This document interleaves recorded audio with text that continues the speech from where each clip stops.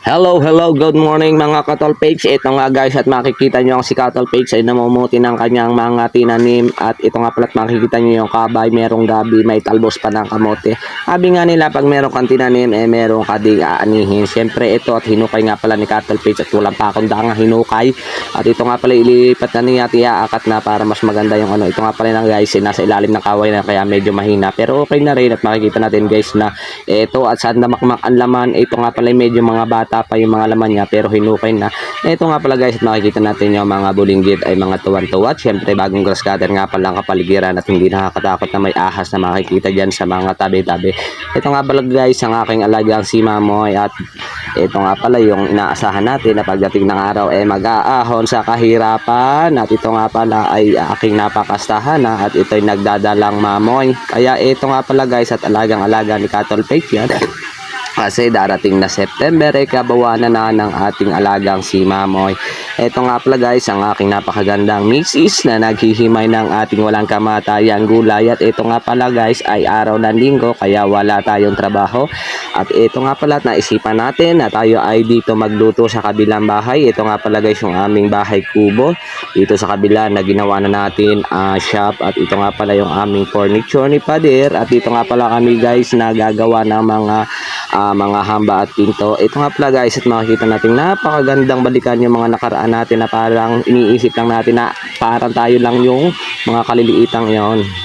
Ay nako, nakakamiss din yung mga ganong panahon. Ito nga pala guys at nagsalang na tayo ng ating mahiwagang napakaputing kaldero. At ito nga pala ay hindi natin masasabing basta kaldero lang guys. Ito ay legendary ng kaldero kasi ito nako, napakadami ng pinagdaanan at ang dami ng pinaglabugan. Ito nga pala guys at magluluto tayo ngayon ng sinabawang gulay. Ito nga pala guys yung mga napitas-pitas natin dyan sa mga tabi-tabi. Kaya naman masasabi natin na ahay!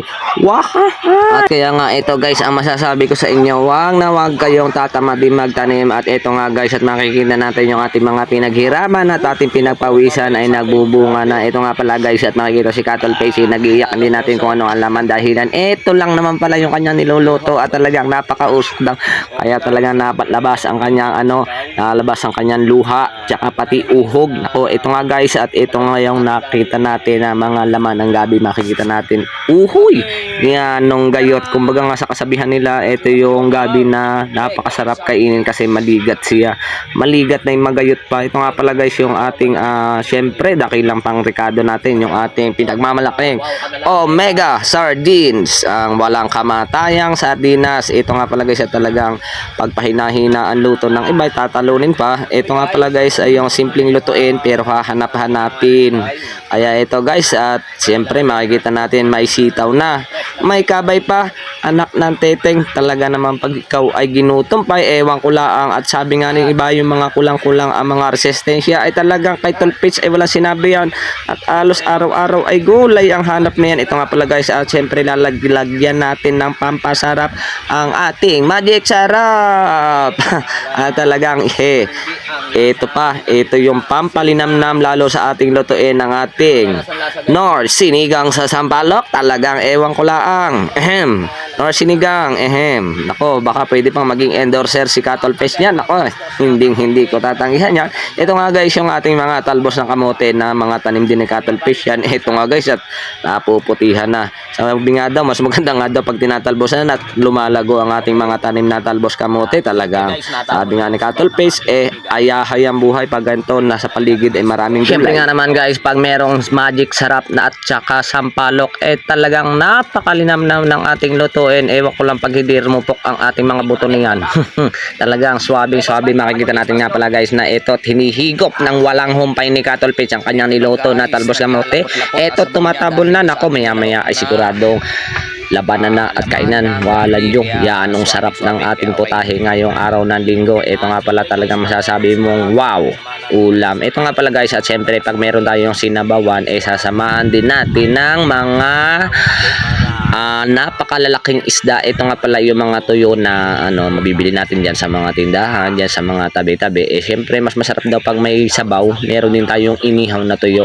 Wow, naks naman, napakadalang niyan. Talaga namang ito, takip pa ng ventilador ang pinag-iihawan ni Cattle Page at wala daw naman siya magandang ihawan. Ay sana namin may mag-sponsor sa kanya ng magandang ihawan para kita natin sa video talagang stainless ba. Nako, syempre pagpasensyahan nyo na po muna ang lutuan ni Cattle Page at talagang walang mapag-ilagan. Ito nga pala guys, at makikita natin na natutostado na.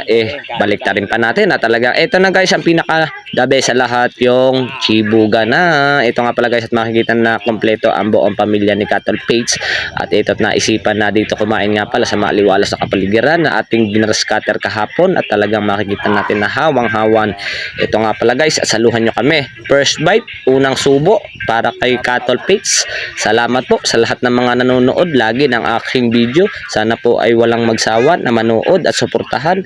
Sana po ay inyong pakipalo, pa-like and share na rin po. Salamat po mga Cattle Page. We love you. Sa susunod pong uling video, salamat po.